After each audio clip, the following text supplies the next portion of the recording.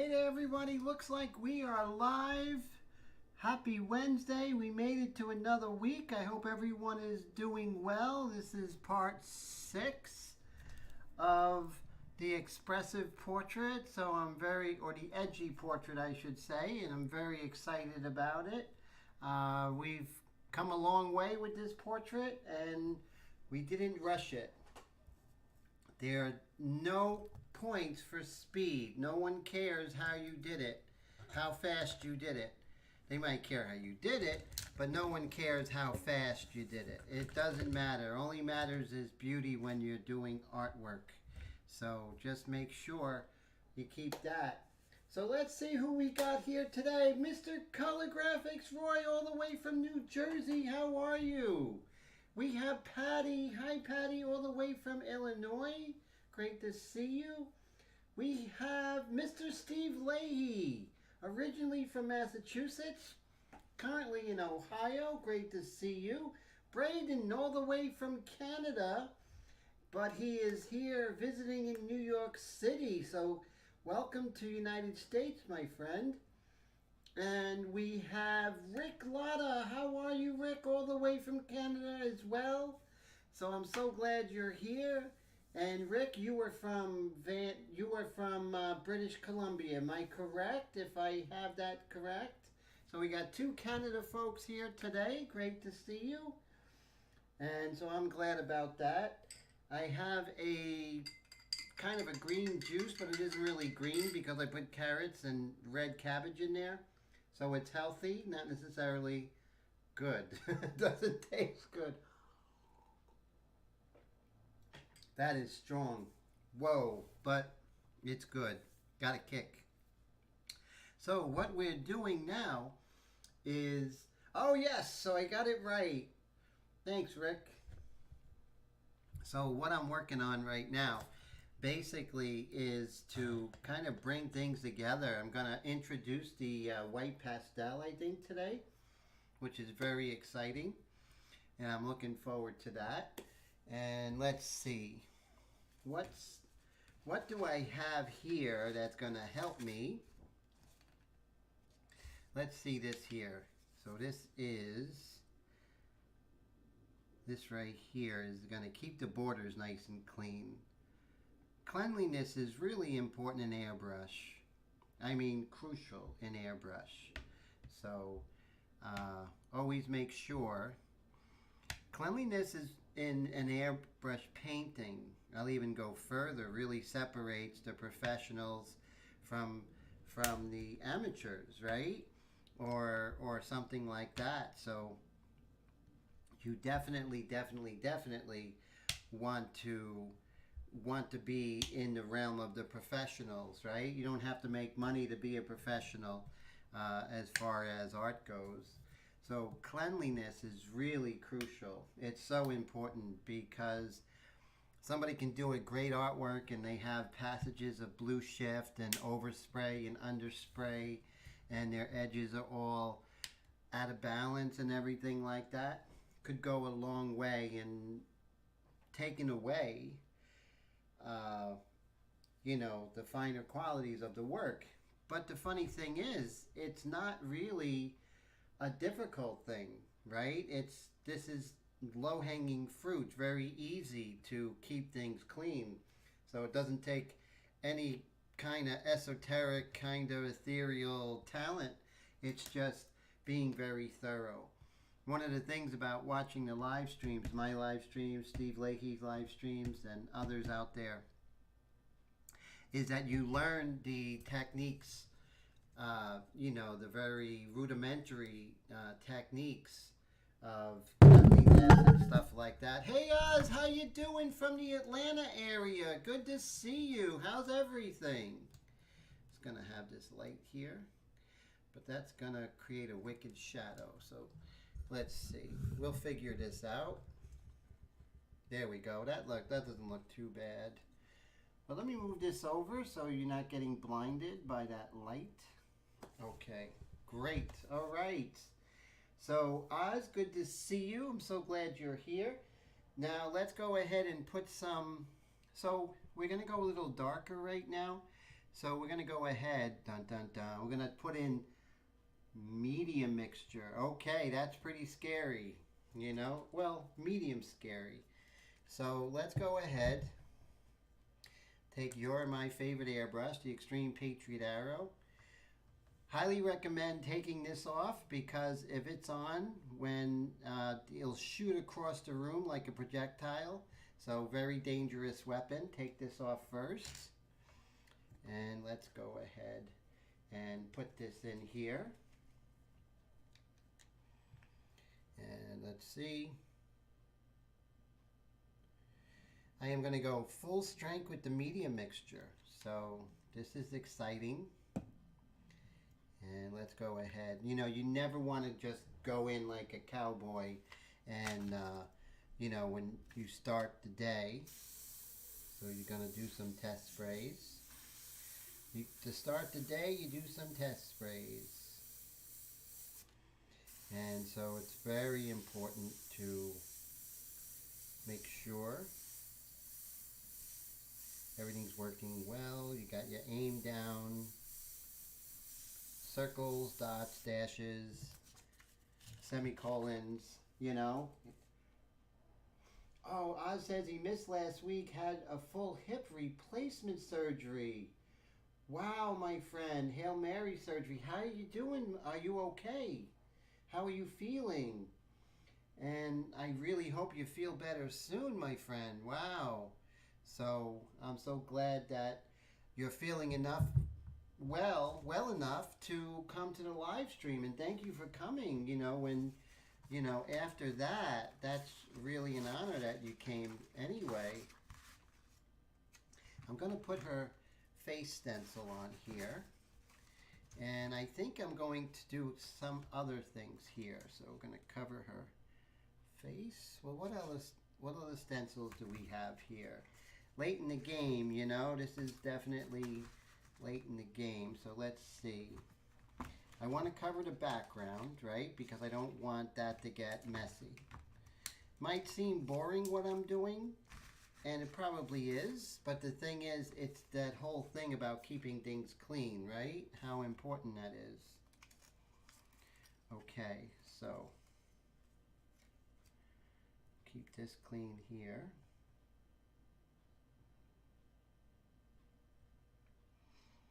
Little magnet here. Hey Colette, how are you all the way from Wisconsin? How you doing today? I'm so glad you're here. Thank you so much for hanging out with us. So we have this one here.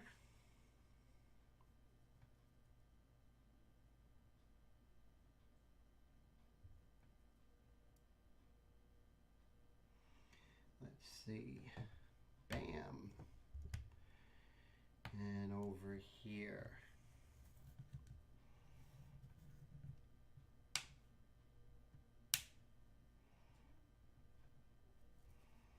All right, so we have that. And what else do we have here? We should have another piece somewhere. We should. Late in the game, you know, we're losing lots and lots of pieces. That happens, unfortunately. I did see a piece that was kind of hanging around the floor here. Let me see.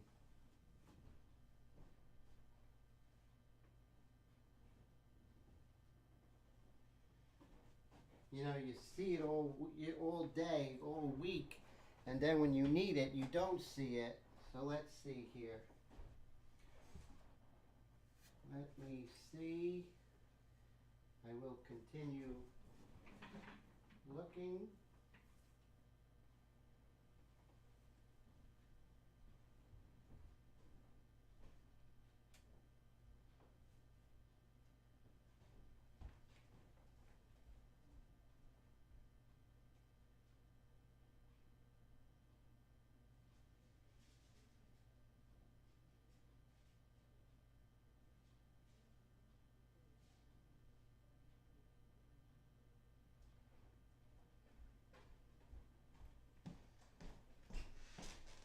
Okay, so we're going to do the old-fashioned way for that piece so we don't get it dirty because I can't find it. And I'll look over here. All right, I got it. Cool, I think. There are so many pieces. Is this? No. I got real excited for a second, and that was short-lived.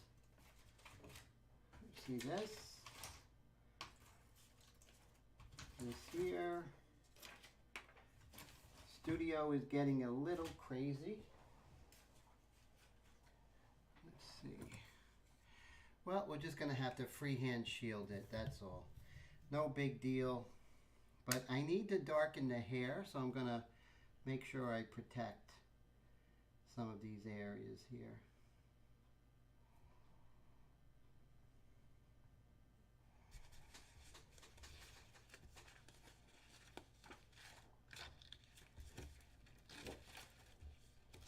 Let's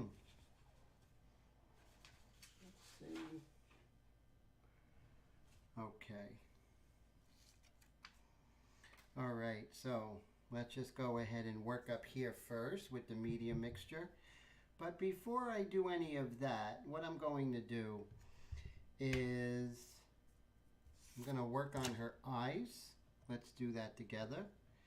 Get my glasses. Hey, Michael Lake, how are you? Great to see you, my friend. How's everything? So glad you're here. And Michael, it kind of slips my mind. Where are you from?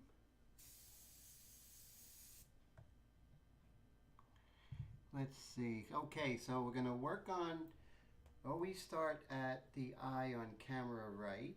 Well, in this painting that is, right? So let's go and make this happen.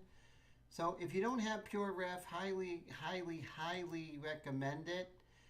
If you're working from your computer screen, there is no better program, and I would put money on that. And this is a free program. pureref.org or .com. Check it out. You won't be sad. Okay, so you see I'm just coming in with this medium mixture, and that medium mixture is playing for keeps because it's so dark. And make sure that we are spraying correctly. We are.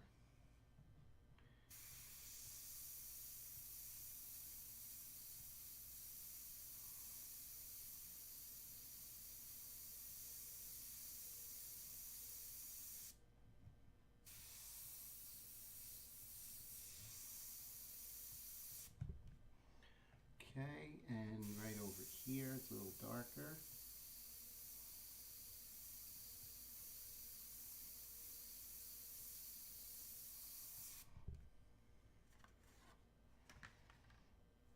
I'm going to put a post-it note right next to it.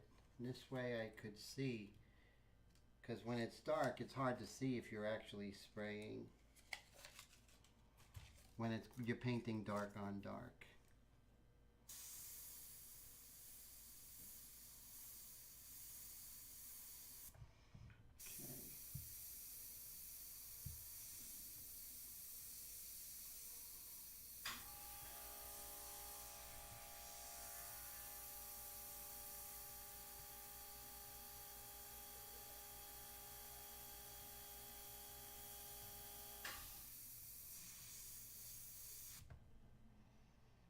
Okay.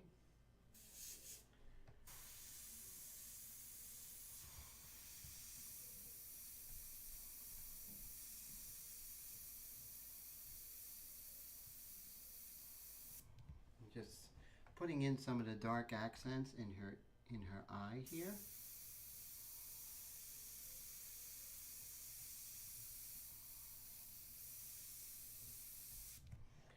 Great, now we'll go on over to her other eye. Just put this post-it note, make sure everything is spraying well. Move on over to the other eye. And with Pure Ref, you can really isolate the detail area that you're working on, which is really important.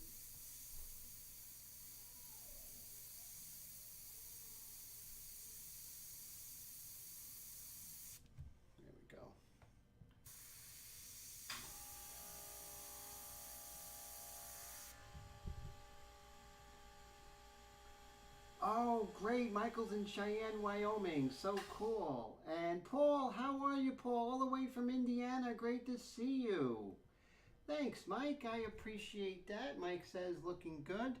I appreciate that very much, sir. And always a pleasure to have you here. So I'm so glad you made it. And Paul, great to see you as always. Indiana, go Irish, go Purdue, Boilermakers, as well as the Notre Dame Fighting Irish. Okay, so you see I did her eyes, and let's go down the center line as I always do. And then we can definitely see if we can go darker.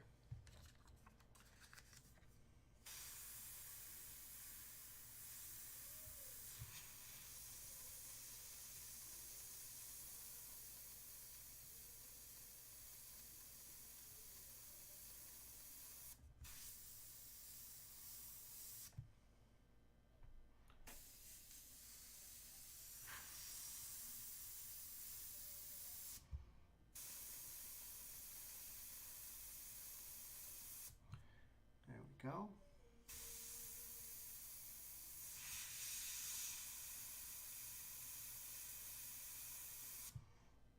Perfect. And now we can go down a little further. Right here. We don't want to go any darker inside her mouth, but where can we go darker? Let's see. If I zoom out here.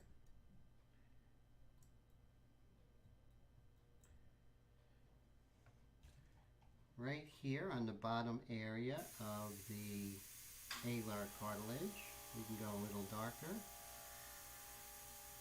Maybe right here.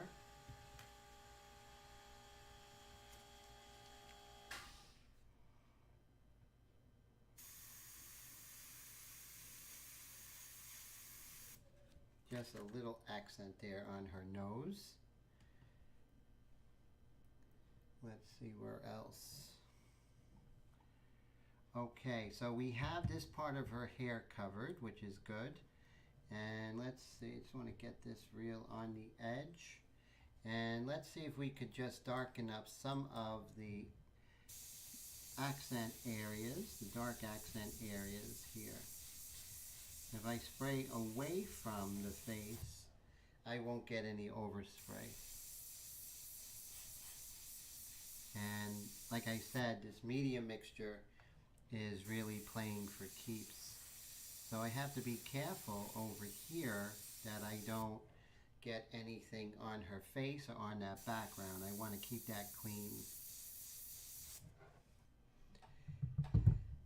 And with that, I'm going to go ahead and put this on here.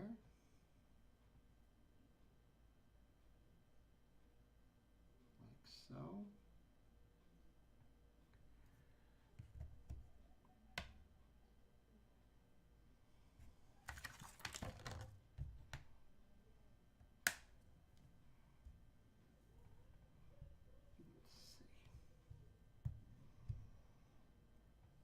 Mr. Dwayne, how are you, sir? Great to see you. How's everything? And Michael asked, all the way from San Luis Obispo in California. Go Mustangs. Always glad to see you, Mr. Dwayne. And yes, this is the Extreme Patriot Arrow customized by myself. It is my workhorse, so I really love this airbrush, Mike.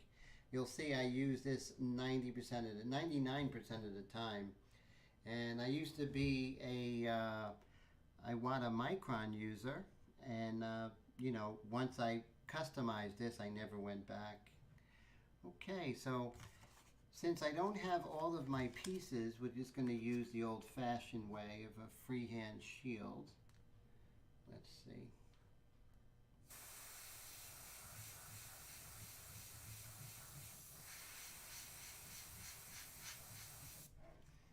There we go. So you see how I darkened that right there.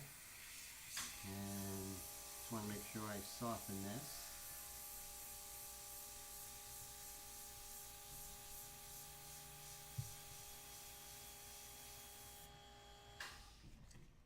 just going to wipe that off. Come over here and protect this background. So you're not going to find like the perfect angle. You may, and that's great if you do, but a lot of times you won't. But you do look for that perfect angle first. And let's see here. And let me come right over here. So what you do is called crawling along the surface. And so meaning you're kind of doing little areas of the edges. And so right here, I'm looking at my reference, of course, still the 1 second rule. And I'm doing perpendicular, not parallel. And so I'm really kind of hitting those darkest areas.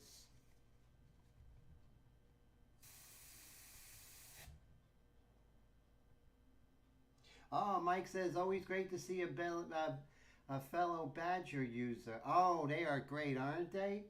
So that is so cool, Mike. So glad that you're a fellow Badger guy.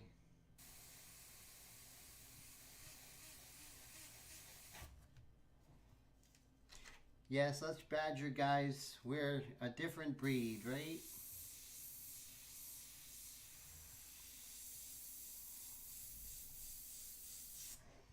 So I'm bringing this down, making this darker, and then over here, I'm bringing this dark over, right by the ear.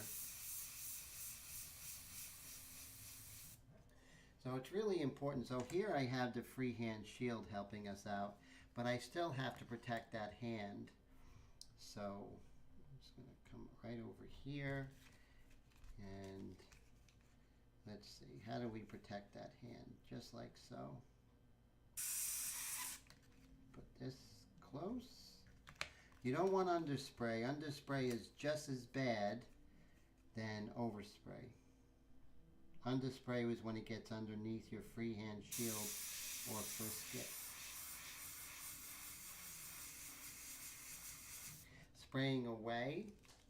So as I spray away from the shield, it has less of a chance because of the direction of going underneath.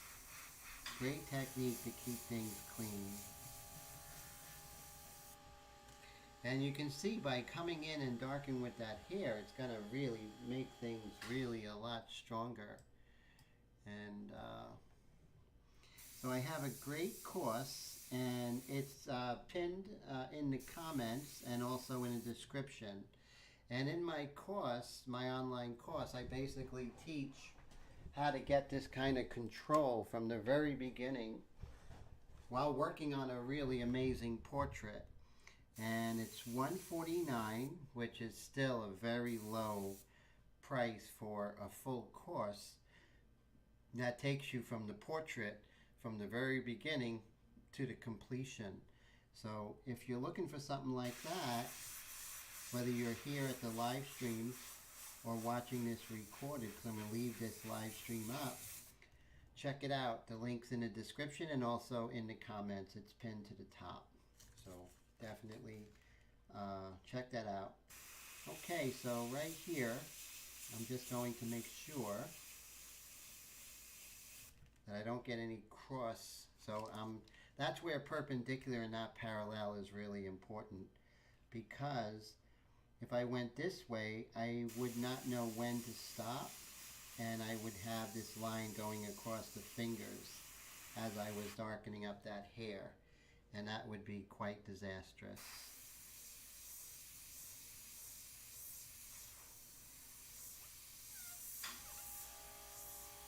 So a lot of this seems very labored and everything, but it is labored, but it's important to keep things clean. So just know that there's a reason for it. So we have the hand here, and we want to cover her hand. So we'll just put this here. So I'm going to be darkening her hair while protecting the hand. Talk to the hand, they say.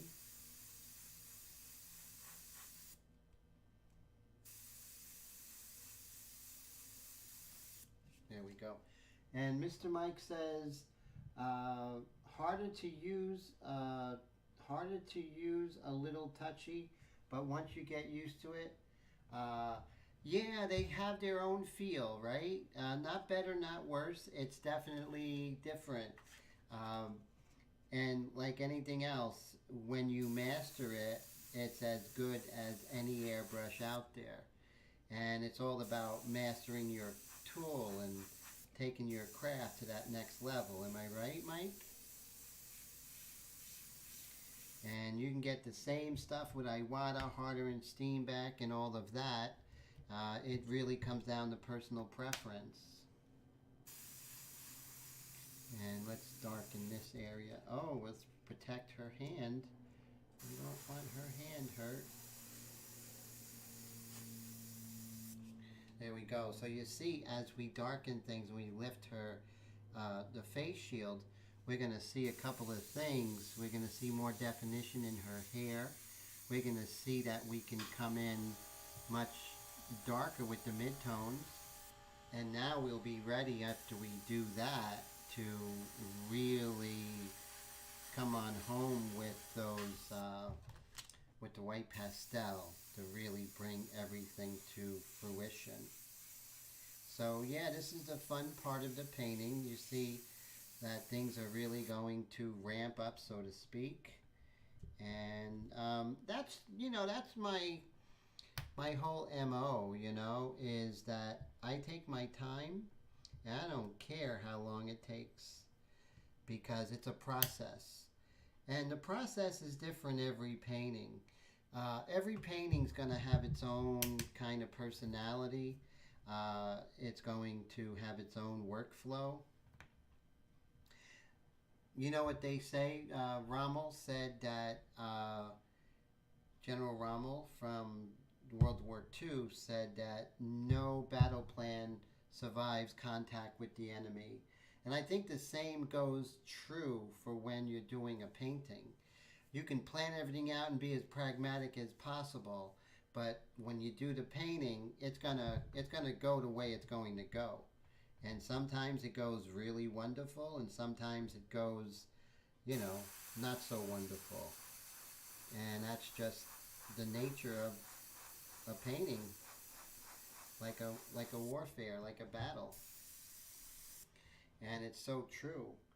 And Ninja Running Wild. Oh, great to see you. Ninja Running Wild says, Tim, can you say what specifically is customized about your airbrush? The website doesn't say. Actually, I do have it on the website, but I'll be glad to talk about it with you. Thanks for that question. Best laid plans of mice and men. Very good, Ninja. Ninja, where are you from? I always love hearing about where you guys are from. And so basically what I did is I changed the needle from the standard Extreme Patriot Arrow needle. It's also a Badger needle, by the way. I also changed the trigger. The Extreme Patriot Arrow comes with a large trigger. I changed it with a low profile trigger. I put a spring, a customized spring at the pack valve. So this way you have more control in micro adjusting of the air pressure, which is very important. I changed the backing so you can get to the needle. And so let's say if you just want to get to the needle to just twist it, maybe something is dried at the touch or something like that, you can do that. So that's one thing I did. And another thing I did, and then when someone purchased the airbrush, I basically will have like a 10-point system. I check the valve, I check the air valve, I check the cone, I make sure this head assembly is working perfectly. I will polish the needle, I will check the packing system.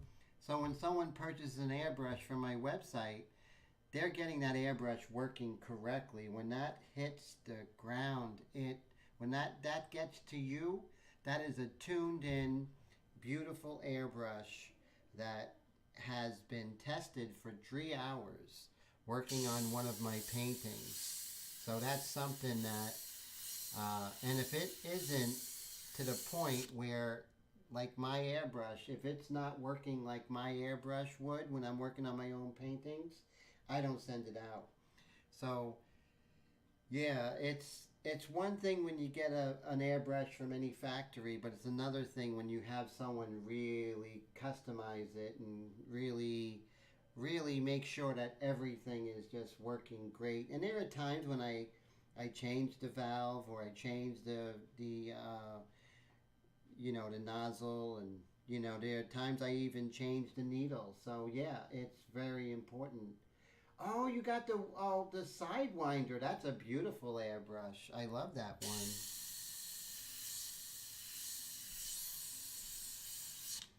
Okay, so thanks for that question, Ninja. I really appreciate that. Upstate New York, way to go. A lot of great friends in upstate New York. Okay, so down here, I'm just going to put this here just in case. And get this out of the way. Sometimes your magnets will be in the way, and when they are, you get rid of them.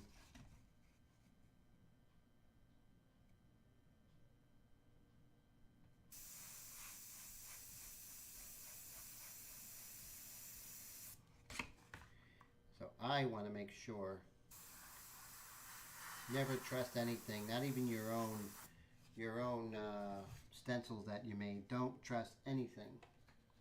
Trust your own. Trust it yourself. Go over it. Make sure. And I have a little bit more of my. So this is cabbage, bok choy, broccoli, carrots, pear, apple, ginger, lime. So it's really good.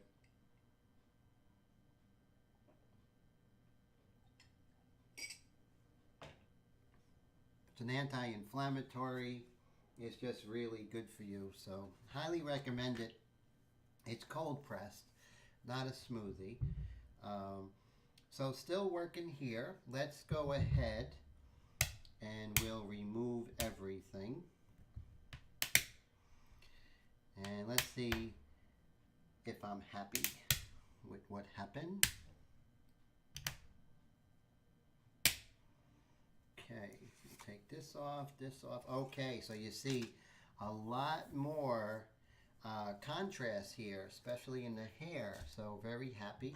I still have the medium mixture in my airbrush for a little bit, and we're going to just work on this just a touch.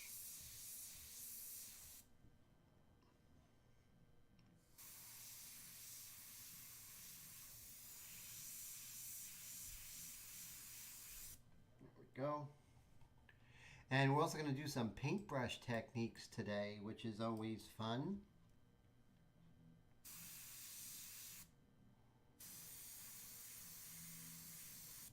And let's see what's happening right here. So there is some movement right here this way.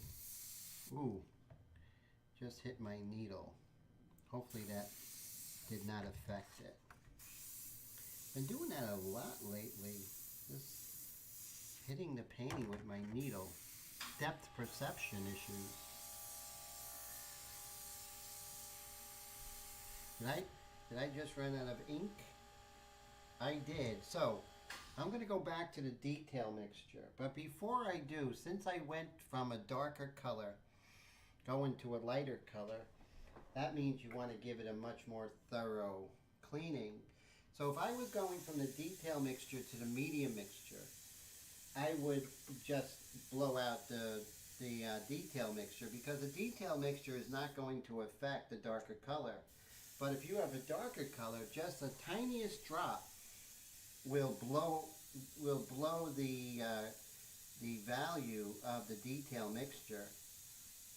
So I make sure I blow it out really good, really well. And then I will take a rag, go in there, and get up some of that. And I'm going to take off the needle and check that as well. So I'm going to take the needle and I'm going to really make sure there's nothing dried on that tip. Very thorough. You got to be thorough. because it's important. Otherwise, it'll draw everything out of whack.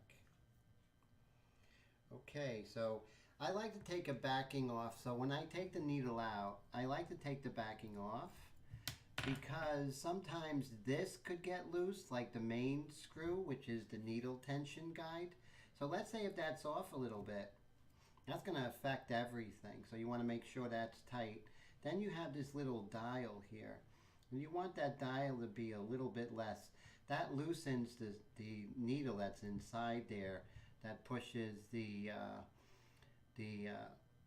needle back and forth. So more tension, less tension, it's up to you. There's no right or wrong answer. Make sure the needle is sitting up, sitting all the flush forward, but not too hard. And then you tighten it, and then it feels good.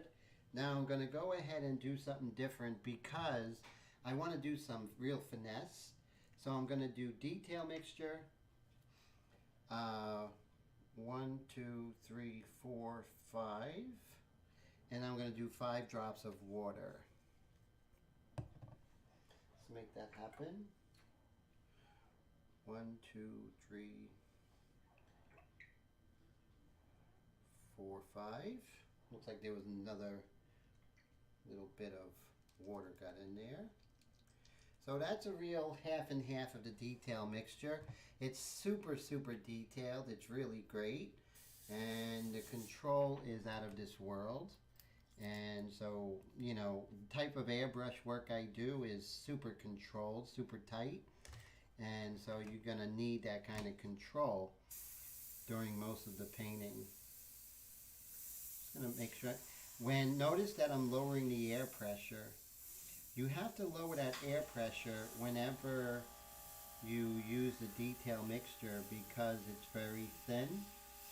And when it's thinner, has a thinner viscosity, what's going to happen is going to require a lot less air pressure to go through. So that's so important. And Ninja says, Tim, when you get a chance, you might want to review the website. All it says is the following: over 4,000 hours of research and trials. Oh, okay.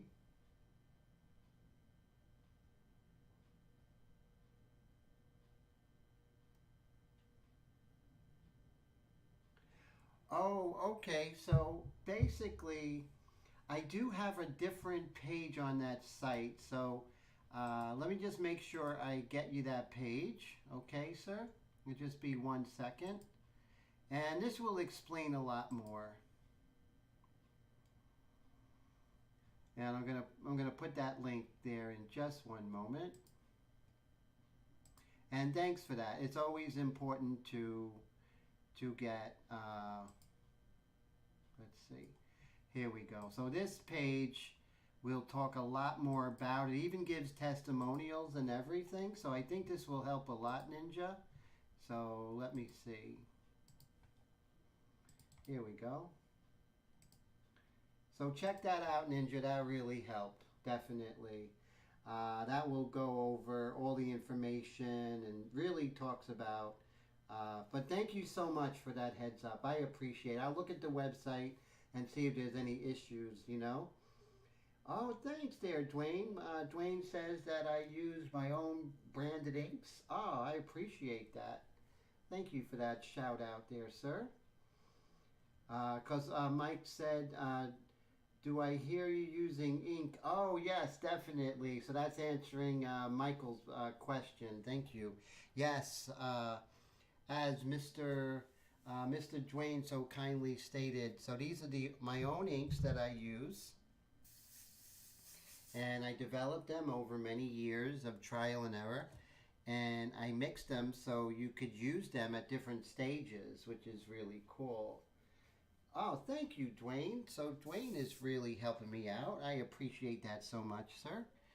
And so what I'm going to do, just kind of walk around here, sort of walk around the painting and see if there's some things I'd like to change here and there. She's a beautiful lady, although it's a very rough kind of painting. pose. She's still very refined and elegant, and I want to make sure that I maintain that, right? So, oh, so Dwayne really likes the sepia. Thank you, sir. I appreciate that. That is really nice. I appreciate that so much. And that's the best compliment is someone who uses it and are happy with it. Really is. Okay. Okay, so let's continue. Now, I do have a question that this might be a little too dark, but I'll come back to that. So we're also looking at anatomy right now and asking ourselves, okay, where can we put darker detail, but also where can we kind of explain or look for anatomy that makes her universal as a human, right? So it's both doing the likeness and the universal qualities that she has that all of us have.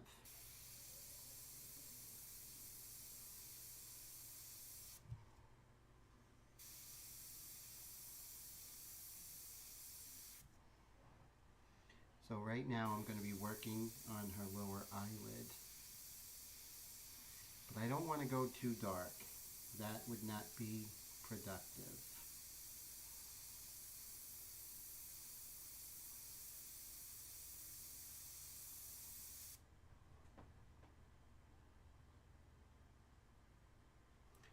Oh, great. So Ninja says, Pam, how are you all the way from Virginia? How's it going? Good to see you.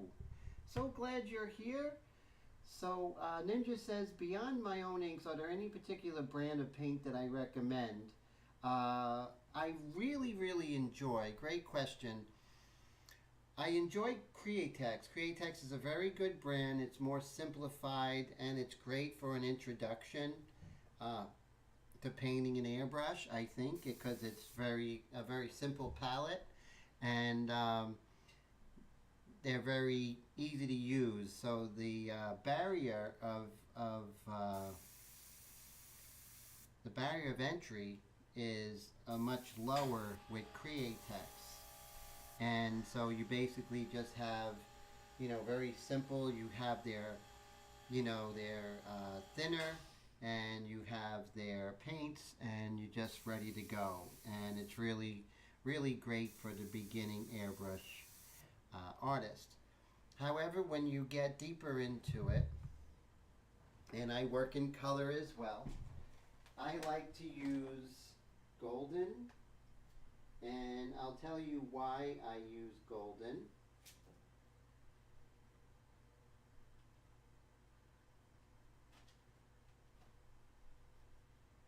And the reason is I'm also a oil painter, and so with golden you have more of the classical colors such as raw umber. You also have the listing of the actual pigments, which is very helpful. You have colors like raw umber, sap green, quinacridone, magenta, even colors like Naples yellow, things like that. When you come from a classical background, you like having that kind of attention. Also, the mediums that that golden uses is more classical in the sense of how they have their mediums, right? So you'll take something like fluid acrylics and they'll have their airbrush medium. You also have stuff like the high flow medium for but the difference is that all of this is actually acrylic medium, so it's all like kind of colorless acrylic, which is very good. It's all what you want, right? I like going deeper with color. I like having colors that are more classical, in nature. Um, Colors like, ultramarine blue or true cobalt blue or cerulean blue or caput mortem, stuff like that, I think is really important. Oh, Steve says he's burnt out, been a great day. Take care, my friend. Always a pleasure, Steve. Always enjoying your work, and I hope you have a great rest of the week. Don't work too hard. So that is cool. And let's see. Michael says he's been using a lot of Createx. Createx illustration paint is really amazing. I really love it. Uh, really fun to work with. And like I said, very simple, you know. So definitely, definitely like that. So as you can see, I was working here in the the under part of the eyelid here. And now I'm just going to kind of work in. This is kind of the cast shadow from her hair. So that's not an anatomical form. This right here is the retrorbicularis oculi. No, this is the orbicularis oculi coming right here. And here is the malar fat pad. Malar, I believe, is Latin for cheek. That's where that comes from. And I'm just pumping that trigger and just really starting to make the smaller shapes, right? The smaller three-dimensional forms, trying to make them turn, right? It's very important. Here I might have gotten a little overzealous, so I'll just kind of work away some of the places where I might have put too much tone. And because if you put too much tone, then you're not giving room for the lights and to, you know, other forms. So you really have to make sure that you're doing that. And oh, just don't wipe them with cleaner. Yes, that's true. What happens when you do that, sir?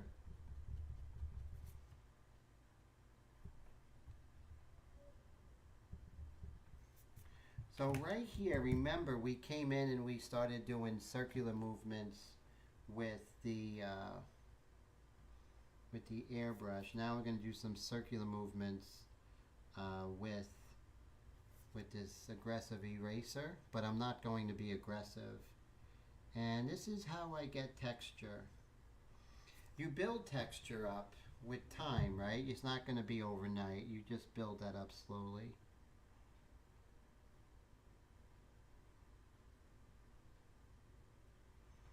So when you're painting, you're not just, so first you start out with values and you get the value shapes, but it's not that easy because all of these different shapes, they have a lot going on within that shape. So there's darks and lights and going on within the shapes, right? Everything is turning. All these different forms are going towards the light and away from the light to a certain degree, right? So that's so important to get that.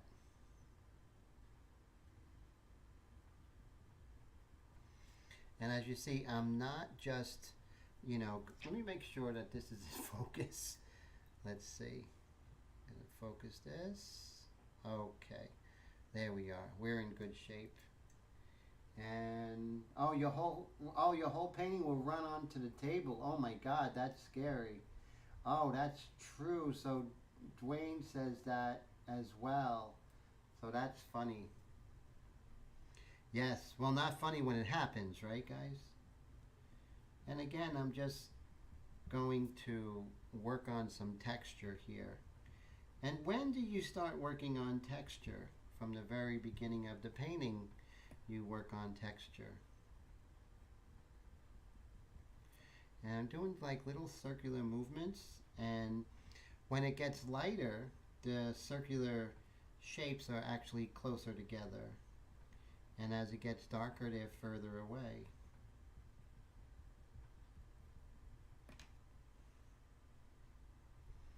Like I said, I'm never after a likeness. It's not my concern. My concern is doing everything correct. You know, 1 second rule, the contours, the larger shapes, the value shapes, value relationships, the edges, the anatomy, of course, which is from the very beginning. All of that will get you your likeness. But you also have to paint the ensemble. You don't want to paint an eye, a nose, a mouth. You want to make sure that you're painting the whole form. If you're not doing that, then what's going to happen is you're going to have a really beautiful collection of features, but you're not going to have a form that is unified. So you're not going to have a person, you're going to have a series of shapes. And you'll be surprised, there'll be some kind of lifelessness to it. And that's something that, you definitely will experience when you feel a difference if you start working the whole painting together as I am now. Right here by the philtrum, it's very light right here. So you see I'll do those little circular movements closer. And then it comes out here, but I'm going to give less pressure and have those circular motions a little further away. And that's how you get those gradations, right?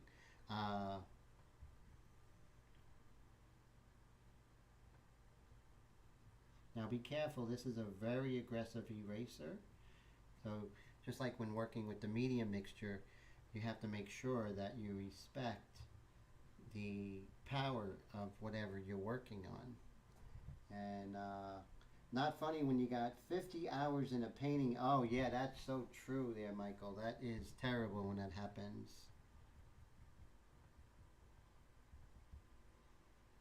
50 hours, oh my God. So Mike, what kind of work do you do? And I'm just going to continue here. We can see we have undulations of color over here.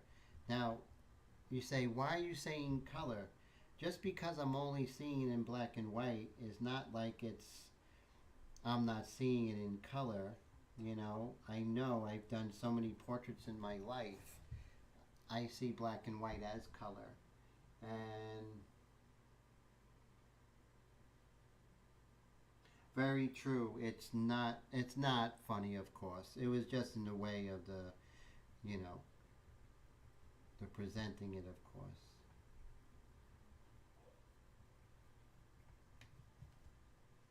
And as you can see, there's skin texture, and there's even like little beauty marks here. Even put that little beauty mark in. This one right here.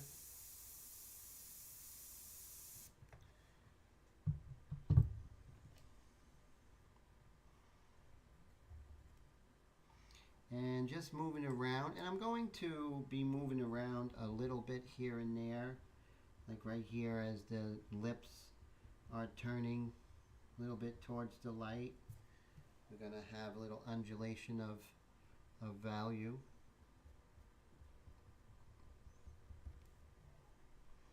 Not to lose out on this side.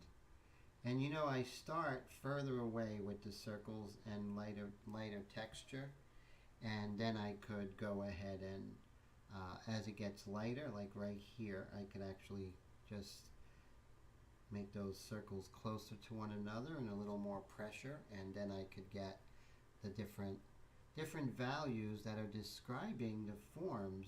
And the forms are both muscular and skeletal, and a third, which is fat compartments in the face that we all have.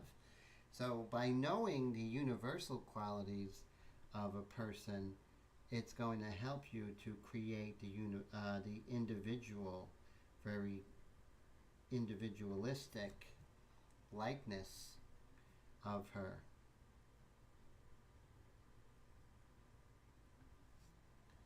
A lot going on here, and I'll even zoom in to show you. And let's see, truck driver local now was a line hand driver, now at 8 to 5 Monday through Friday. Oh, very cool. Very cool.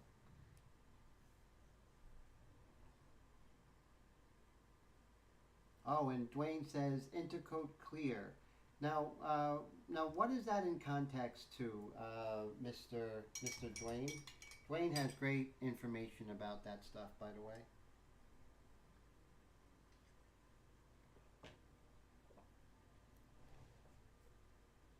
In that juice, the red cabbage helps with digestion.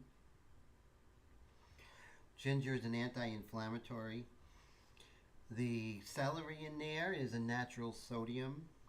and it just really helps to detox, everything, and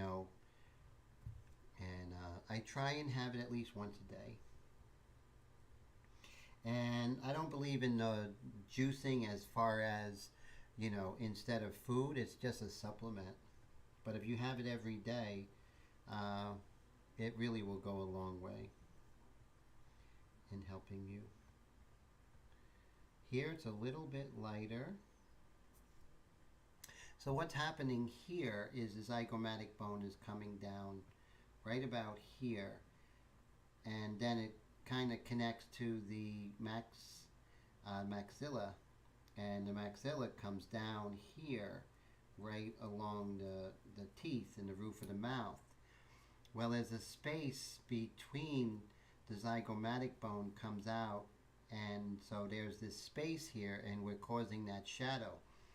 However, right here is the jawbone, which is also called the mandible, but there is something called the masseter muscle, and that kind of sticks out here, and that's why it's catching that light. So you see how it's catching that light right there? So that understanding of knowing where it is and kind of looking for it really makes a difference in my work.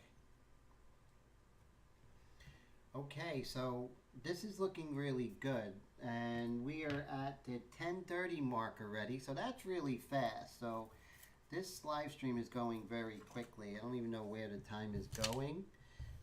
It's just I have great people here, and when you have great people, it's this great energy. And isn't it true, when you have great energy around you, time just seems to fly, doesn't it? So this is a charcoal pencil. You could use this to do the white pastel part, but I don't prefer it. I like having the white pastel because it just blends better, spreads better, just better all around. So I have to look for that white pastel pencil. Let's see. If you were a white pastel pencil, where would you be? Underneath something, so I can't see it. Let's see. Here's a great airbrush. Is the Badger, actually the Omni Vega 1000, made by Badger now. Really amazing. Amazing. So, what did I do with it? Did I put it away? So a lot of times if I put it away, I definitely won't find it. Yep, I did. Look at that. Never put things away. Okay, so here is the Pit Pastel by Faber-Castell. This is the medium, and the designation is 1122-101. So I like to take it and deposit it on a piece of sandpaper like this. Now what I do then is I take a paper stump, and now before I do that, I want to make sure that I'm plowing the field. Now what's plowing the field, you might say? Let me show you. Before I put the white in, I'm just going to clear up the iris, the pupil. See that? And right here, I can clean this up a little bit. It's plowing the field, getting ready, because you don't want to tempt fate, because pastel, if there's too much ink on there, it could cause a problem. So here goes. See that? I plowed that field, and now I have that really powerful bit of white pastel there. And then right here, pressure is important, right?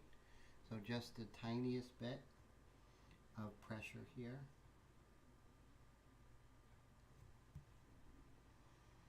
And then right here in the corner.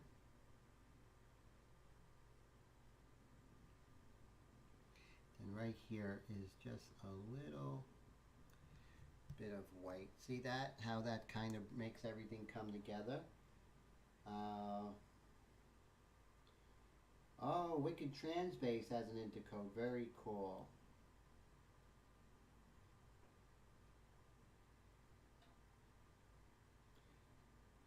so Ninja says he has to go to bed. Thank you so much, Ninja, for hanging out. And I appreciate you. And thank you so much for coming by. And I hope to see you next week. So take care, Mr. Ninja. If you have any questions, email me, okay? So sorry I missed you leaving. So hopefully you'll see this in recording if you left. So thank you so much, Mr. Ninja. I appreciate you. From upstate New York, I'm going to remember that. I try. And you see how this is really going to create the 3 dimensions. All that other stuff was building up to this, right? And then at the very end, I'll come in with some dark accents. And that will be just really like the icing on the cake. What cake are we talking about? I don't know. We have little accents here. That.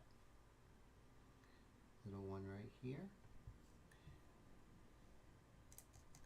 So here's a retroabicularis oculi fat.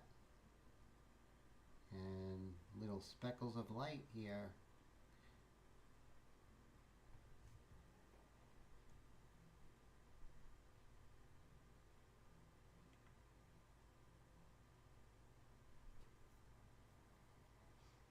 Very cool information going on out there. You custom painters, I appreciate yous.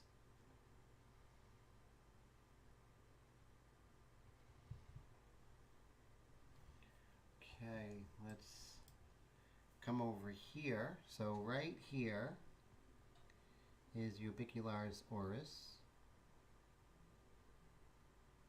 And it's just facing the light a little bit more. So we're going to make sure. Ubicularis oris is a kind of a rubber band tight muscle going around the eye.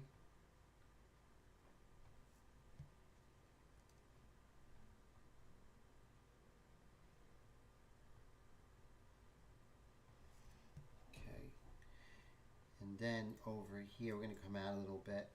And then we can see right here we have the malar fat pad.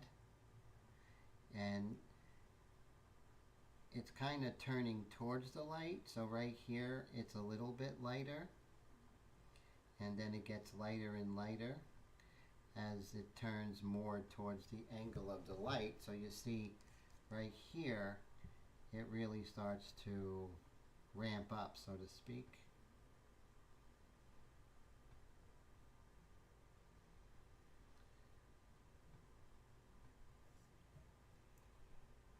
And you can see how the life of the painting starts to really ramp up as well.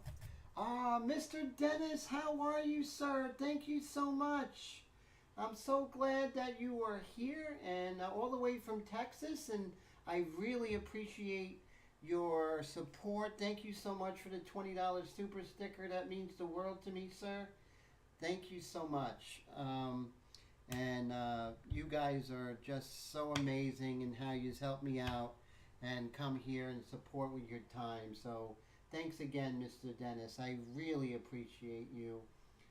And so Shine, Travis says he's just popping in to say hi, back to work. How did that airbrush go, sir? Have you tried that? And it's great to see you there, all the way from Minnesota. And we have Air Todd all the way from San Diego. So cool.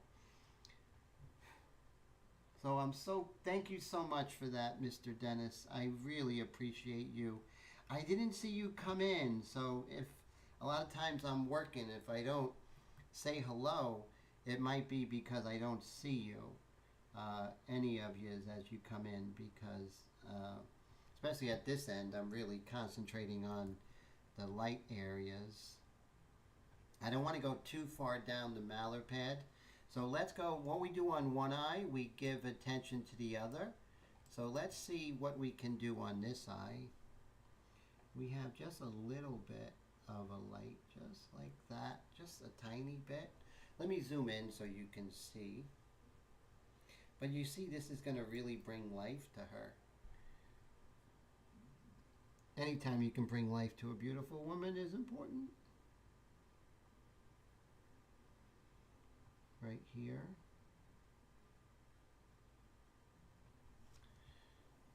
And I think that's okay. Maybe I can take a little bit of kneaded eraser and just pull back a little bit. There we go. These values here are much more compressed than the values on the light side. So Travis is from Minnesota. So I'm so glad you're here, sir. Dwayne says he uses 4050 in the illustration to make it hard enough for automotive grade work. Wow, that's great information. So even though we're coming in with the white mixture, we have to be very careful, my friends, because these values have to be within the value range. Because this is in the dark, right? So if there's anything like a highlight, it has to be much darker on this side.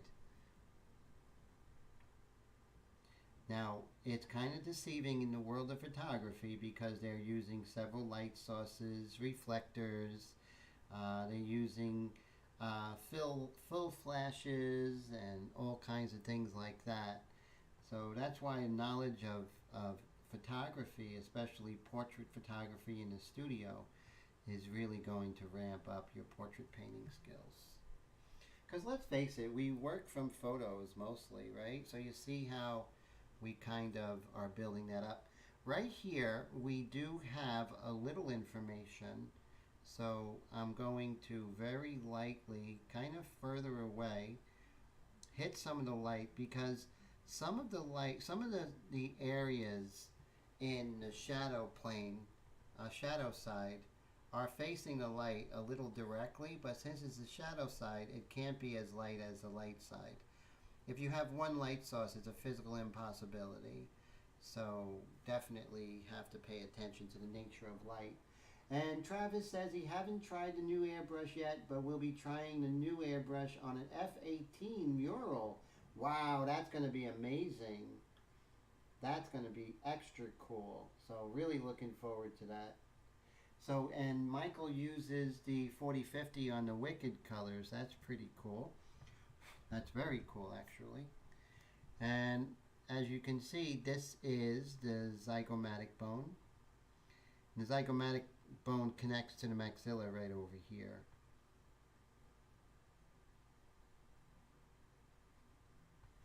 And there are value differences here because different forms are facing the light at different intensities or different angles, and that causes a difference in values.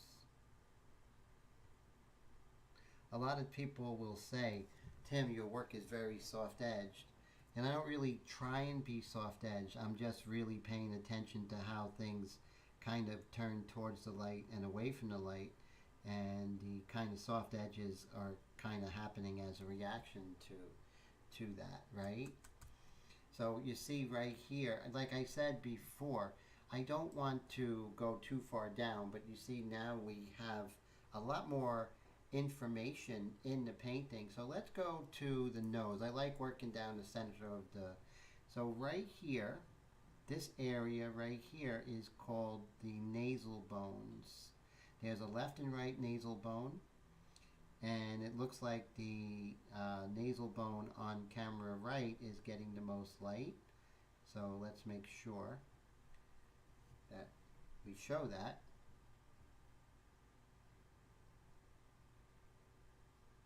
It's really interesting. The people, as far as how many people are coming to the live streams on Wednesday, are less, but it's cool because I think the people who are supposed to be here are here.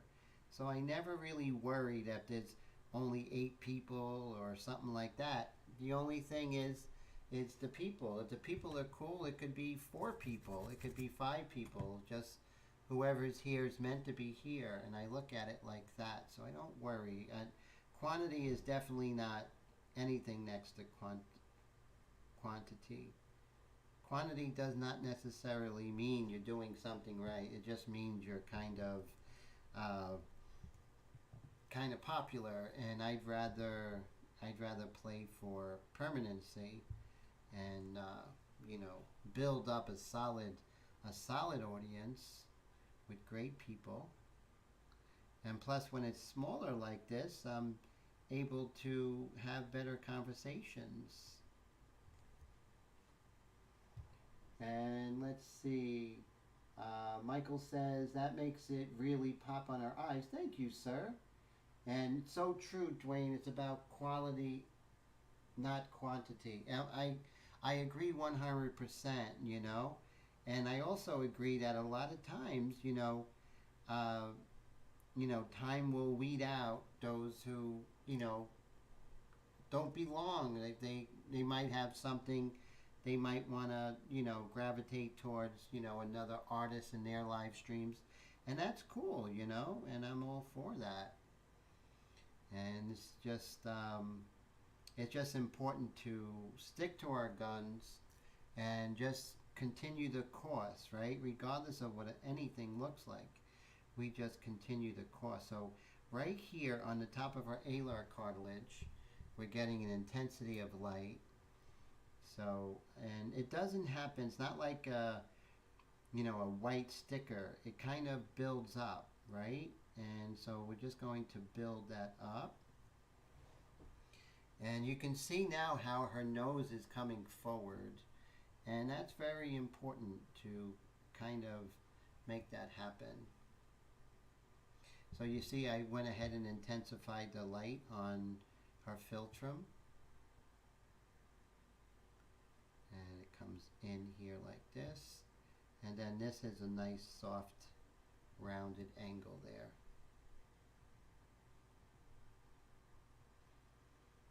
And here it's lighter, but not as light as that highlight. But we can definitely kind of hit some of these areas that are more translucent, like the wing of her nostrils here. It's very translucent. You want to get that quality. Pressure is so important. Amount of pressure, lack of pressure, it's really crucial.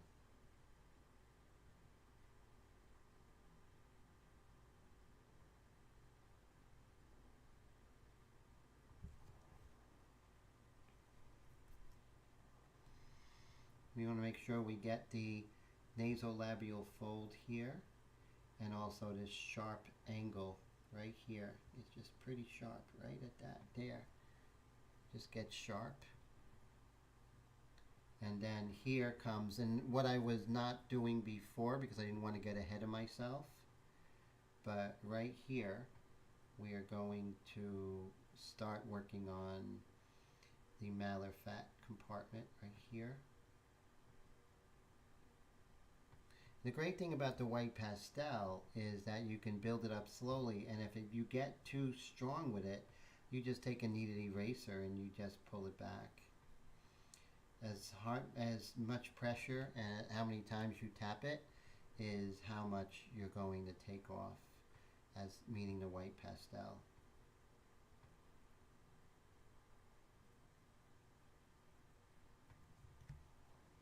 So you see how by working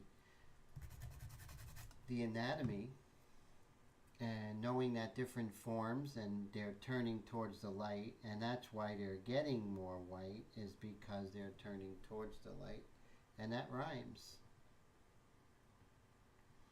Right here, it's very intense.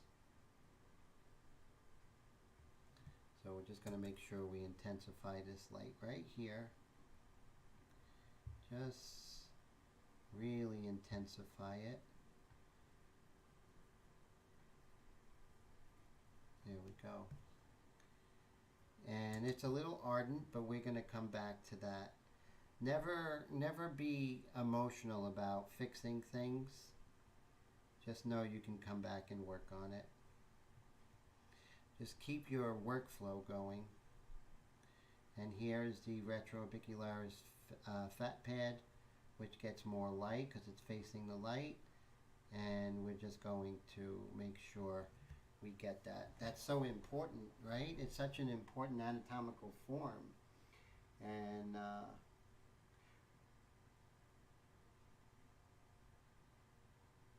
Dwayne says he imagined you also don't get as much, if any, to blue shift using pastel.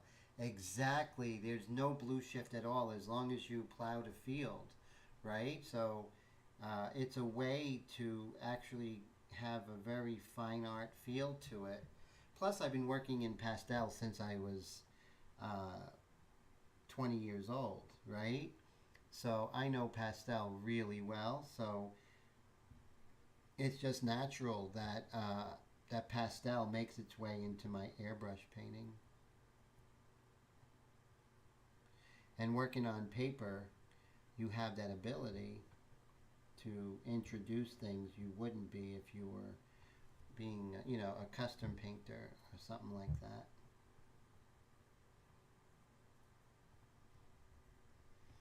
And you can just tap it.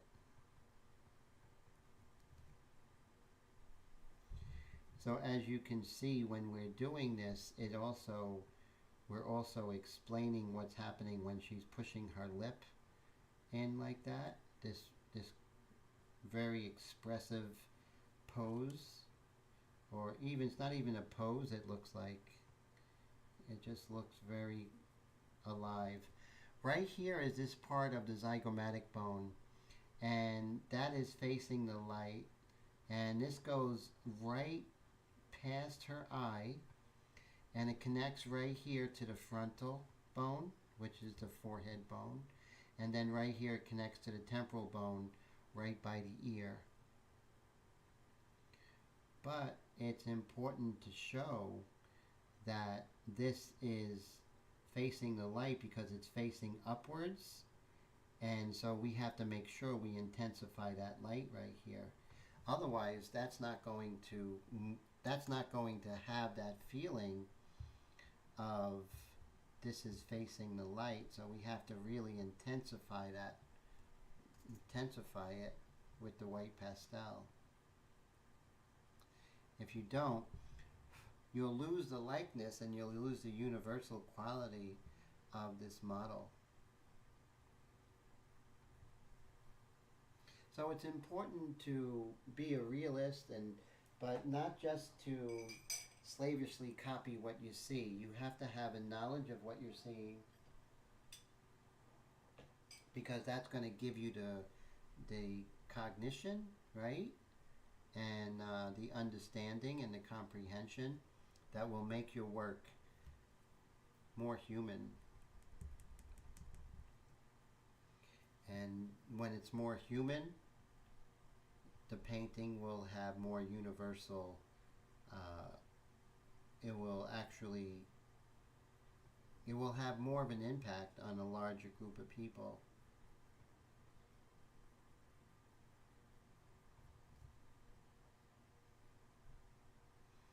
And then right here, this is a cast shadow, really. However, we do have this muscle right here that it's showing. So we're going to go ahead and make sure that happens.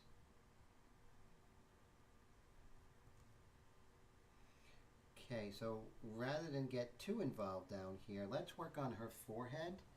Now, forehead is a collection of the frontal bone, which has a landscape to it. It has these eminence above the eye sockets. It also has two bulbous areas on top of the frontal bone, and then there's a dark area in between those shapes. Wow, Dwayne, thank you so much, my friend, for the super chat. I really appreciate that. That really helps, and I just always appreciate your knowledge and friendship and coming to the live streams. I look forward to it, and like I said, it's not quality, it's not quantity, it's quality, as Mr. Dwayne said. And thank you so much for helping me and keeping this live stream going. I really appreciate you, sir. From San Luis Obispo, Mustangs, not the banana slugs, right?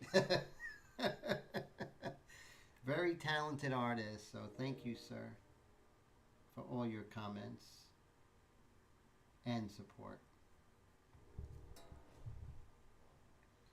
And so now we're working on that frontal bone, right? And right here is the glabella.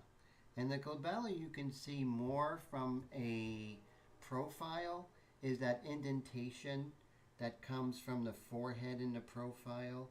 And then right where the glabella ends, there is the nose jutting out. And the nose jutting out is basically the two nasal bones, which are only 2 inches, 1 to 2 inches, which is really small. And then you have the upper lateral cartilage, and then you have the alar cartilage. So it's important when we're painting people, you know, if it's something you love doing and painting people in portraits, I highly recommend really becoming a student of anatomy. It's just going to help, and it's just going to make your portrait painting a lot more interesting. Because like right now, I'm looking for the supraorbital eminence, which is that bulbous area of the frontal bone, and it comes out kind of protecting the eye, right? And it's really kind of a thicker bone area of the frontal bone, and you can see how that comes out. Like when we are painting it, it just really is something that's very simple, and you wouldn't think to really worry about that in the likeness. But as you can see, it's making a big difference, and that's so important. Michael, have a great night. Always a pleasure. Don't work so hard, my friend, and I hope to see you next week. Thank you so much, Mike. And thank you so much for your feedback and everything. I really appreciate that. So once again, we're working on this frontal bone here. And so that supraorbital eminence as it comes across. And of course, it is lighter, but it's being kind of marred by the cast shadow of the hair. And we'll just bring this over. So yes, so it's really about, you know, the 1 second rule and looking what you're doing and all of that, but it's reinforced by the knowledge of anatomy. So you're kind of hacking into what makes a person, right?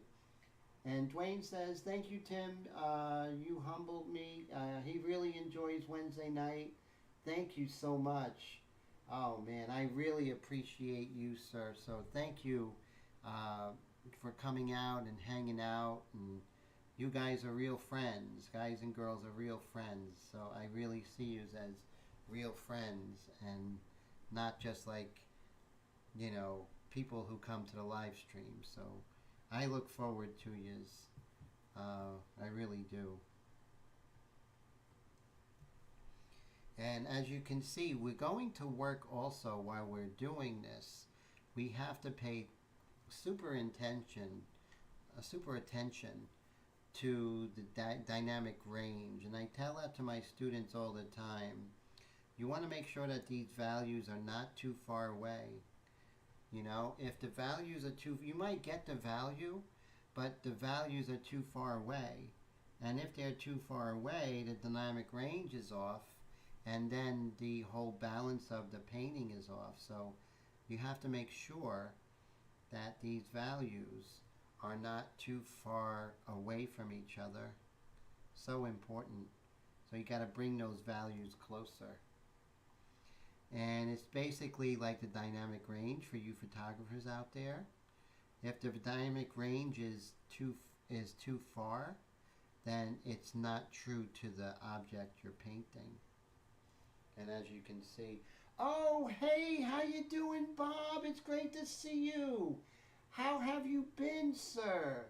Bob is a very talented pastel, oil painter, acrylic. It's so good to see you. How you been? How's the music going? Bob's from San Francisco. Great city. Love that city so much. One of my favorite cities ever. So glad to see you. I'm so glad you're doing well, my friend. I am going to do a live stream coming up in Pastel soon. So stay tuned for that. And that's going to be, Bob, on Saturdays again. So that's coming up soon because I know you enjoyed the pastel live streams. And I enjoy your pastel paintings. Music and art are in balance. That's great. Yes. You got to balance those passions, right, sir? That's so important. And right here, remember when we said here's a zygomatic bone coming down here, and then there's a space between the zygomatic bone and the jaw. So that's causing this dark area. And then this lighter area, that is caused by the masseter. The masseter is the muscle that really is this big, strong muscle that gives us all those pounds per square inch when we are eating, chewing our food, right? Our animalistic qualities of our anatomy.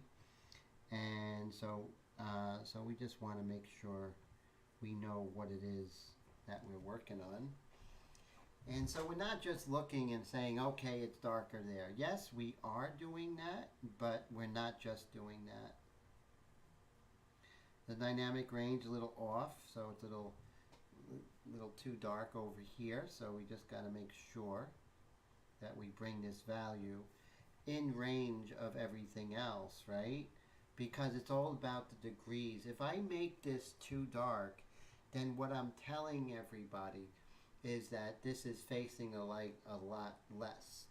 But if I go ahead and bring it in line, I'll really describe just how much light it's getting on this plane here. And oh, look at that! So Dwayne is going to be in Frisco tomorrow night at the Fillmore for a concert. How cool! That is great. So who are you going to see, my friend? May I ask? That is so cool. Oh, and Bob says that's what Fridays are for. That's neat. So cool.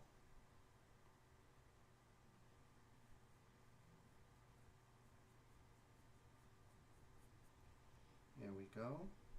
And so we do see a shift here, but we have to soften this up. And how do we soften it up is the dynamic range and compressing these values. And we'll get it. It's not going to be overnight, but we'll get it, right? And just kind of really pay attention and to concentrate here, right? And Dwayne says, the warning and plush to you all girl hard rock bands. How cool is that? That's neat. Love that.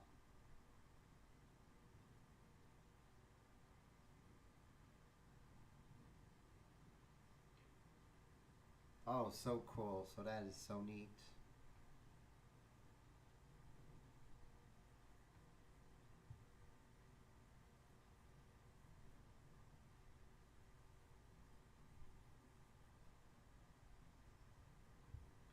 And just right here, there is a unification of this strong light here, this light pattern.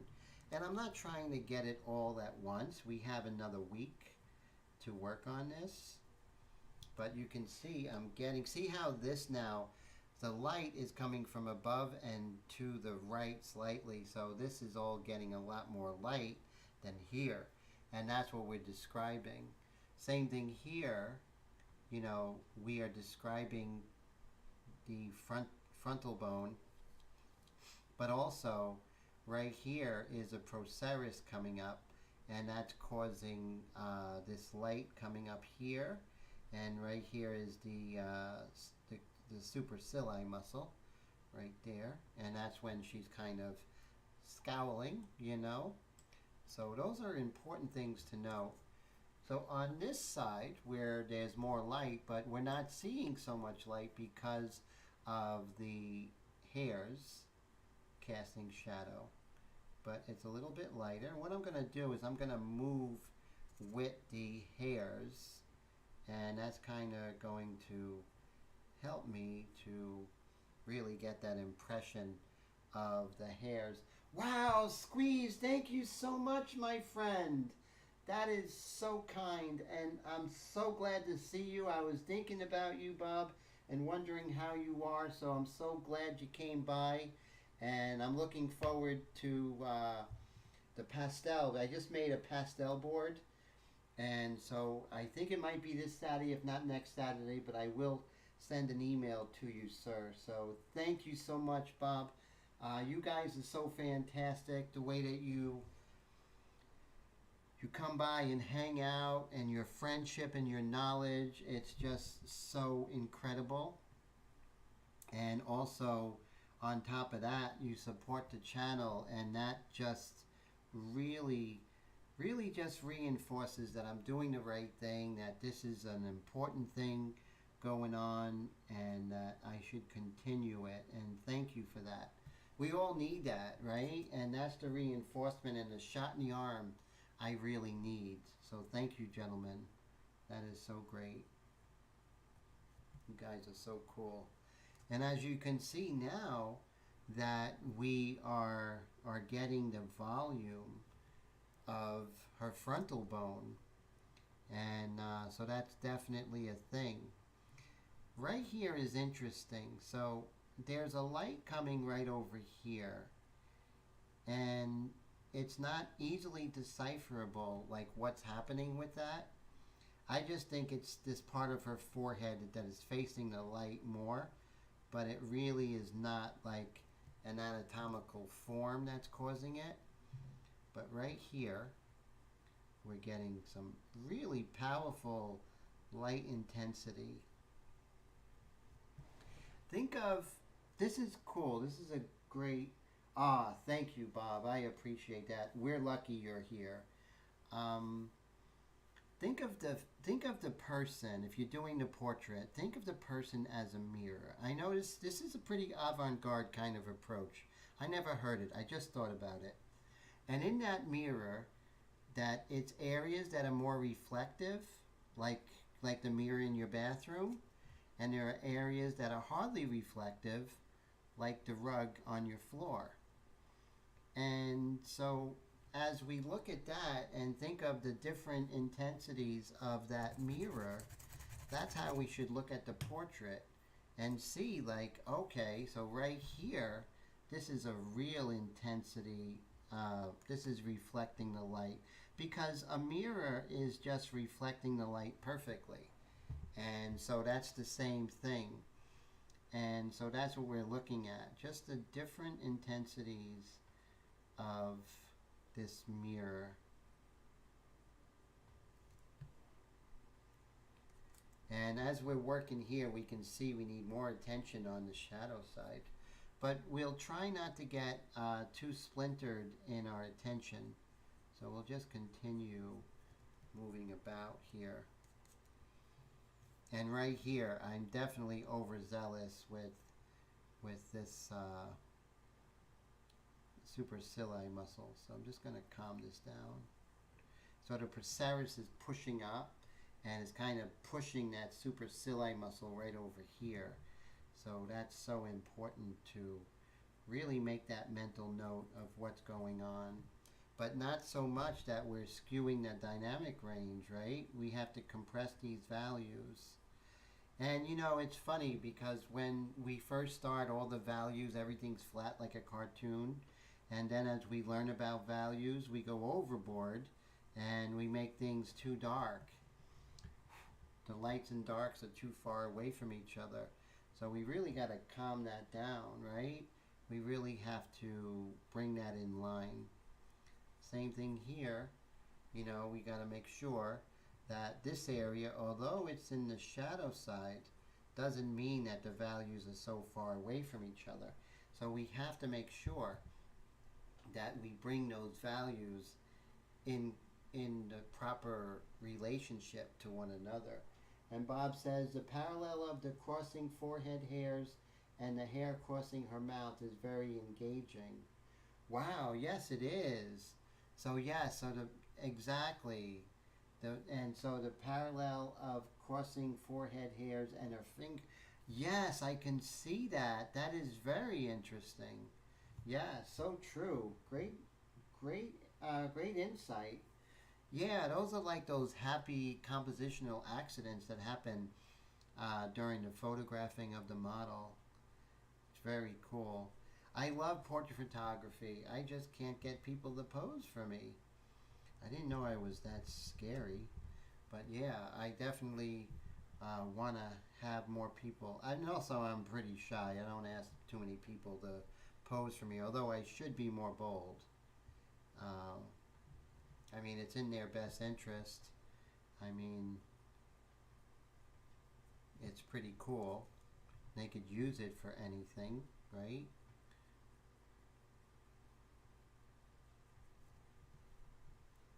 And just now, also, as I'm doing this, I'm following the grain of the skin, right? So I'm kind of moving in that direction of the skin. And if I zoom in, you'll see how I move in the direction of that skin right here. See here as I will move in the direction of the skin, and I'll do one thing to reinforce this, and I'll show you in just one moment. See how intense it is right here. And I'm really going to intensify this the best I can. Really just lay that pastel pretty strong right there.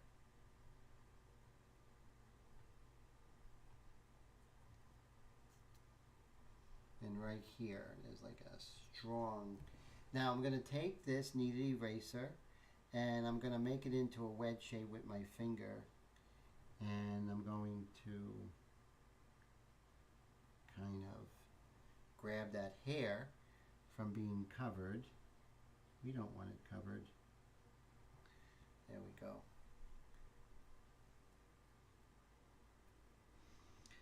So I have a 7-year-old student. She's amazing.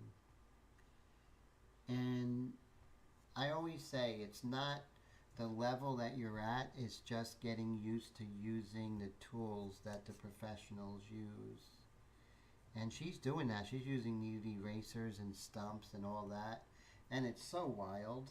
And I just love when I say, pick up the stump, and she knows. And okay, and use a 6B, and she knows. And it's so great, you know. I just really enjoy working with people of all ages. And you see, I'm actually going in the direction of the skin and reinforcing that. And so important to do. And so let's zoom out and see how this is coming. So we do see that there's more going on. It's not just a forehead. It's not just a metal plate. And I could just tap this and I just take away the perfect amount of pastel. Now right in here, although that's a value, there's more going on in that value, right? And Dwayne says he was just thinking on how cool the line was from the hair down the nose to the finger. Yes, so true. How that you kind of have that energy, right? And I think that's why I really love this painting, this image, because I was really happy with the movement, and I didn't realize, but yeah, it does have a real gesture. So true, guys. That is so very true. And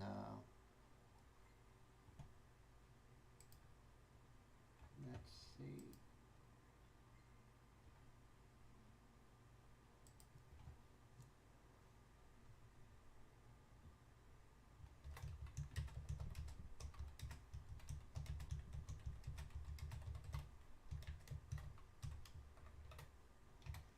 Okay.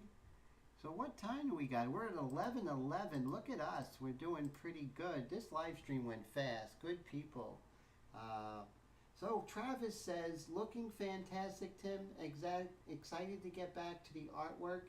I've been doing prep and clear coating almost almost payday. So that's cool. Payday is very good. Love to hear about payday, right? That is great. So as we are working, we are just kind of moving on. But I was talking about this area right here. Now I have the value right. So yeah, the value is good to get at first. However, when you get to the later stages, just getting the value is not quite right. Not quite there. So I'm going to do some little circular movements here. I want to maintain that value, but I want to get some texture here. So I'm just going to do little tiny circles and just get a little bit of a texture there, because it's crucial for the, just to represent her as far as, that mirror, right? There's rougher areas with her, there's smoother areas with her. And that's what we're trying to achieve. Same thing right here. If I move over, it's one thing to say, okay, I have that eyelid value, right? We can just go on our merry way, but we can't. So we have to see the little undulations where light is hitting it just a little bit more on the outside, like right there. And then right here on the corner, and I'm just using an aggressive eraser for that. And so, yeah, so it's one thing to get the value right, yes, but it's not good enough, so we definitely have to go back in and kind of, get the texture within that shape. And with the texture means that there's different lights and darks within that value, where it might be a value in that shape, but in that shape there's a lot going on than just one value. So when you see it as a value, you're seeing the collection of the values, almost like a pointillist painter. It's the collection of all of those different values, right? And let's see. Doing East Coasters. Oh, cool. Let's see. Gotta love that. Dwayne says to Travis, and he says, your clock is wrong. It's only 8:11. Yes, that's East End, right? East Coast. Yeah, you guys got 3 more hours of productivity, so that's cool. So always, when I went out to California, it was so cool. I kept saying to people, what time is it over there, when I was calling home here in Jersey? What time is it over there? What time is it now? It was so weird to be in a whole different time zone. It was really, I got a kick out of it. It is surreal, isn't it?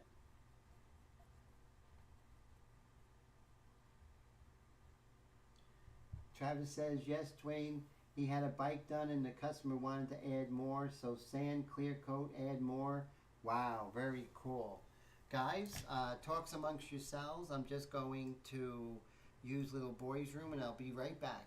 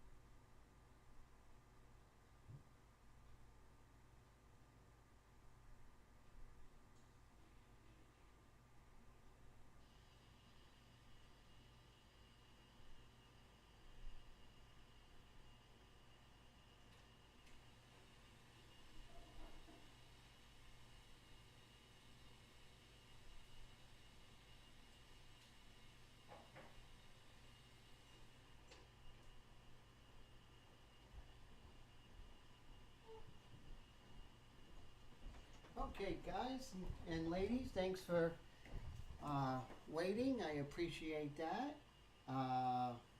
Entire full dressed Harley bagger. That's really cool. Wow, you custom painters are really amazing. Just want to say that. So that's really neat. Customer is always right.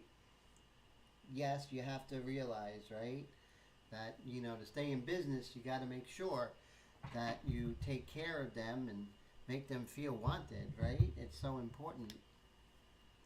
And so here we are. Things are going at a nice clip. So as I'm working on this, and, you know, we're looking at value relationships, right? So if I look at her lips, and I look at, you know, what value would this lip be here? You know, what value? And if I'm going to look at the lip, I'm going to say that this lip is probably around this value. And I do see that, but we do have some texture to do in the lips, right? So let's zoom in and work on some of that texture. Because we don't get away with just hitting the value, right? That would be too easy. So let's go ahead, and I have this aggressive eraser, and I'm just going to get a little bit of texture with those little circles. And you would only do this, yeah, you're getting texture through the whole painting, but the real, like, fine detail stuff, that happens at the later stages where we are now. Because then we can truly see those value relationships, and also how compressed those values are. How dark, how far away is that dark, and how far away is that light in the mid-tone, and the darkest darks and the reflected light. And that's what we want to try and see and reproduce. So this is coming up at this angle here. Very interesting how her lip comes down at this angle, almost at 7 o'clock, right? Very small, but it's still there. It comes down at 7, and then goes straight across. So you can see how I kind of missed that a little bit. So we want to get that straight across going on right there. Often the shape is described by the adjacent shape more than the shape itself. And those who watch my live streams know that's an important thing that I always talk about. Okay, so let's work on this dark here.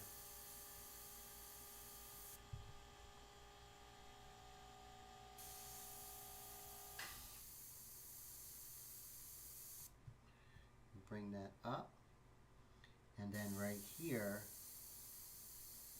it's the dark, or yep, it's the dark of the upper lip right here that is describing the form a little bit as that mouth goes down. See how that's important? And then the light of that lip is going to describe the form as well. So we're going to continue with our aggressive eraser.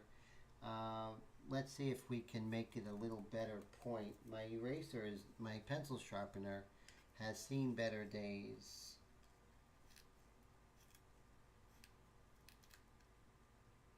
Much better days.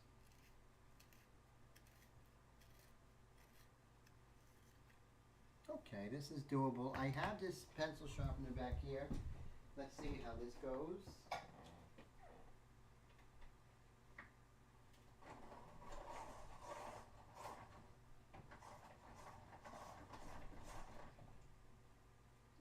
There's something stuck in there. Okay, so when everything else fails, you use a razor blade. That's always the fail-safe. So I'm just going to get a razor blade here, and I'm going to get a nice sharp point. Relatively speaking, of course.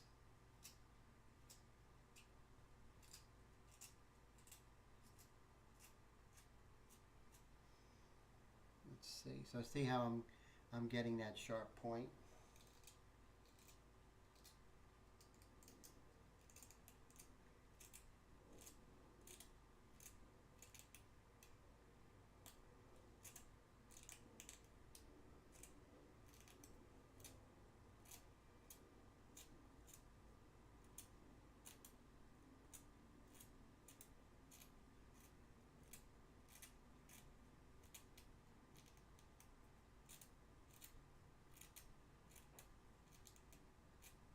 Almost there. But these are things that are important, is to make sure that you use the tools in the right way.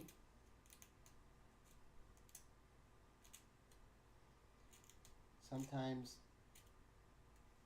a dull point is not going to help you, right? So let's continue. Just very small little circles, paying close attention.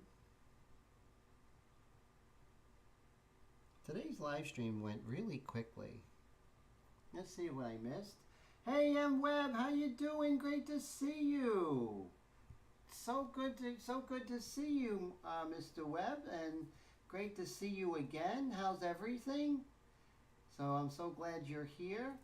And let's see. So how's everything going? Oh, that's not bad. Working hard, trying to stay busy. Staying busy lately has not been a difficult thing. Seems like I'm busy and, trying to be more efficient. That's my thing. And you see how that lip kind of disappears. See how the lip kind of disappears? You don't really see the upper lip, right? And then here you see a little bit of a reflected light there, like that. Very important. And with this tooth here, a little bit lighter right there. Just a tiny bit of light right here, a little translucent light there, just like so.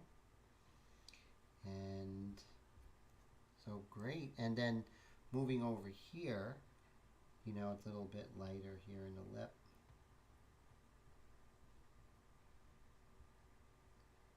Oh, so Bob says he must go back and must go back to some frame building. Extraordinary work, Tim.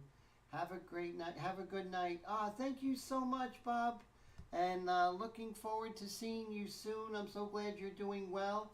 And looking forward to also seeing you here and at the Pastel live stream coming up. Also, this is going to be one more week, I would think, and then we're done with this portrait. And it's a lot of fun, and I'm really enjoying it. Now, what's going to happen is the next live stream we're going to do color. So we're still going to do the black and white like this, but it's going to be for a black and white underpainting. So something very, very different. Haven't done a live stream in color in probably about 6 years. So as far as in airbrush color. So that's cool. Thanks so much, Bob, and thank you so much for the super chat, my friend. So appreciate it. It has been a while, definitely, Mark. And Bob, you have a great night, and take care of yourself, sir. And always a pleasure. And thank you so much again for the super chat sticker. I really appreciate that.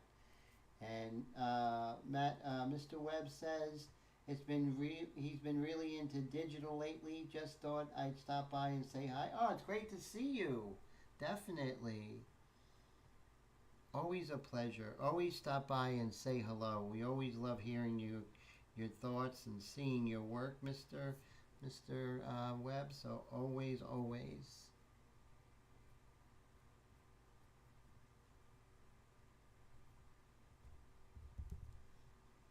So you see, like, that's why we're going to need another week, because there's a lot of real subtleties here that you don't want to, just jump into them. You want to build them up, which is so important.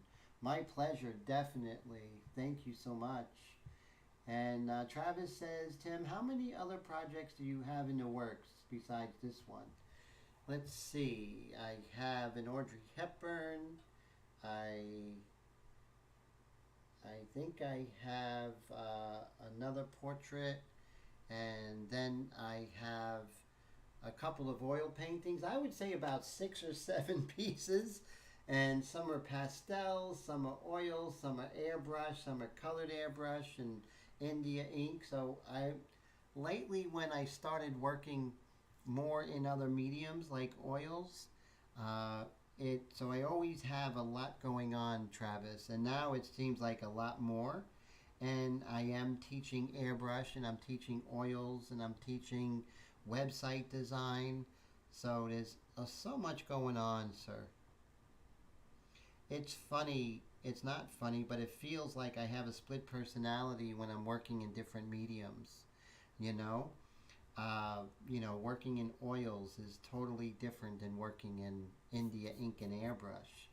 And then working in pastels is just different than all of them put together. So it's just interesting to have that splintering of working in different media. So here we're going to work down here.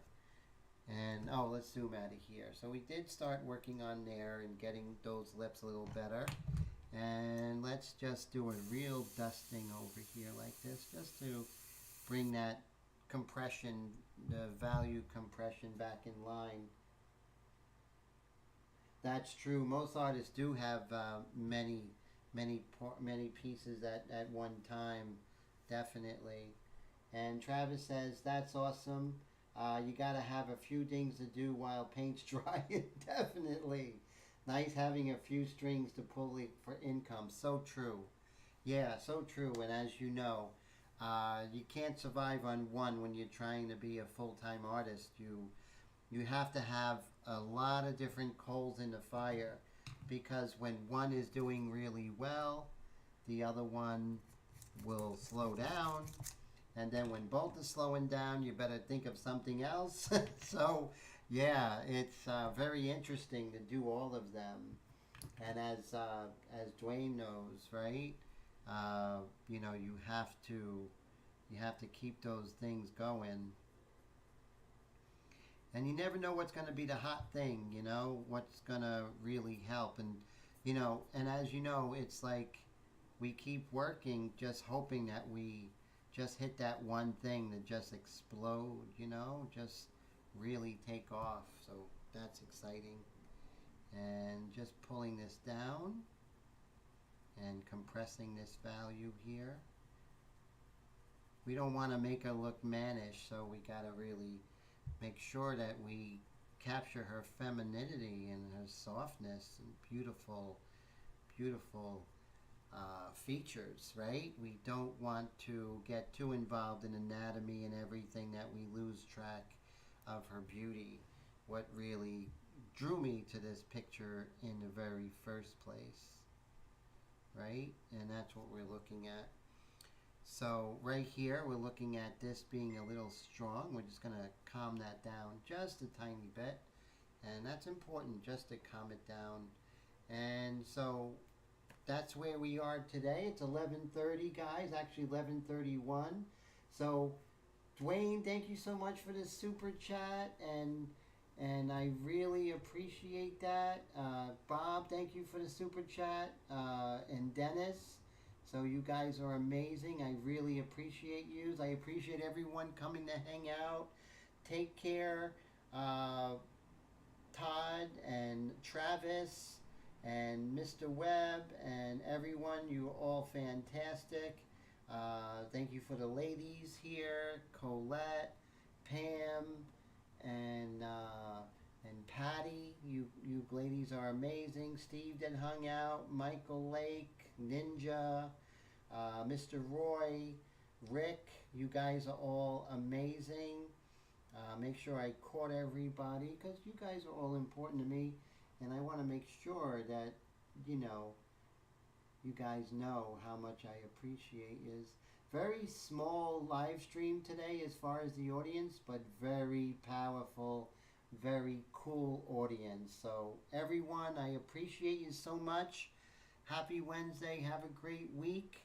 And let's look forward to completing this painting next week. That's going to be a lot of fun, God willing. Take care, guys. You're all amazing. Bye.